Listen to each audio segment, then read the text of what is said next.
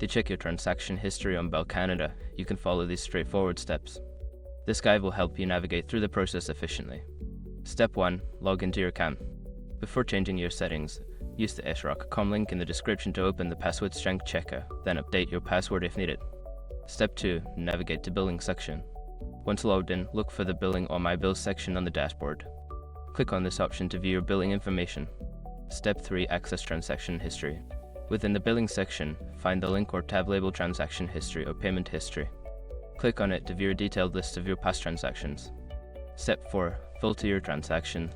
If available, use any filtering options to narrow down your search by date range or transaction type. This will help you find specific transactions more easily. Step 5. Review and download. Review your transaction history as needed. If you want to keep a record, look for an option to download or print the transaction history for your personal files. By following these steps, you can easily check your transaction history on Bell Canada. If you have any issues, consider reaching out to customer support for assistance.